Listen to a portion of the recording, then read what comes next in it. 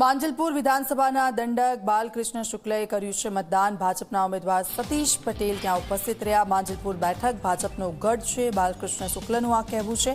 માંજલપુર બેઠક ભાજપ જીતશે તો જીતનો વિશ્વાસ વ્યક્ત કરવામાં આવી રહ્યો છે। ભાજપના ઉમેદવાર સતીશ પટેલ ત્યાં ઉપસ્થિત છે। દંડક બાલકૃષ્ણ શુક્લ ત્યાં પહોંચ્યા હતા, તેમણે મતદાન કર્યું અને જીતનો વિશ્વાસ વ્યક્ત કર્યો। ભાજપનો ગઢ છે અને ભાજપ જ જીતશે।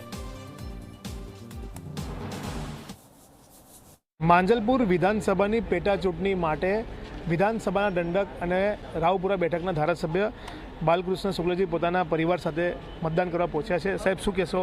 મતદાન લોકોને શું અપીલ કરશો? કારણ કે 9 વાગ્યા સુધી માત્ર 6.6% જેટલું મતદાન થવા પામ્યું છે। ભારતના તમામ નાગરિકોને બંધારણ દ્વારા અપાયેલો એક અબાધિત અધિકાર છે મતદાન, અને તેનો બધા ઉપયોગ કરવો જોઈએ। આજરોજ ગુજરાતના સિનિયર મોસ્ટ ધારાસભ્ય શિવભક્ત યોગેશભાઈ પટેલના અકાળે નિધનના કારણે રિક્ત થયેલી જગ્યા ઉપર જ્યારે મધ્યવર્તી ચૂંટણી આવી છે, ત્યારે માંજલપુર વિધાનસભાની ચૂંટણીમાં લોકો તો જાગૃત છે જ, મતદારો પણ મતદાન કરવા આવી રહ્યા છે। અમે પણ મારા પત્ની સાથે અહીંયા મતદાન કરવા આવ્યો છું। મતદાન કરવું અને કરાવવું આપણા બધાનો એક અધિકાર છે અને આપણી ફરજ પણ છે।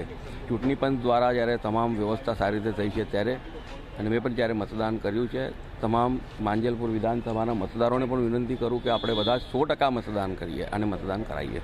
જ્યારથી આ સીટ પ્રસ્થાપિત થઈ ત્યારથી આ પરંપરાગત રીતે ભારતીય જનતા પાર્ટીની સીટ છે।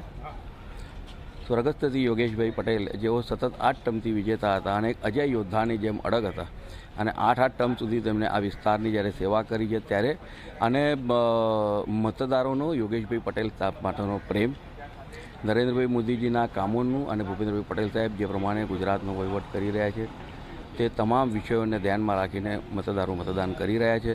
મતદારોનો અને કાર્યકર્તાઓનો ખૂબ ઉત્સાહ છે અને ખૂબ ઉત્સાહથી બધા મતદાન કરી રહ્યા છે। ખૂબ ઉત્સાહ છે અને ખૂબ ઉત્સાહથી લોકો મતદાન કરી રહ્યા છે। અને બાળુભાઈ શુક્લ પણ પોતાના ધર્મપત્ની સાથે મતદાન કરવા પહોંચ્યા છે અને તેમને લોકોને પણ મતદાન કરવા માટે અપીલ કરી છે। કેમેરામેન મુકુંદ દવે સાથે રવિ અગ્રવાલ, G24 કલાક, વડોદરા।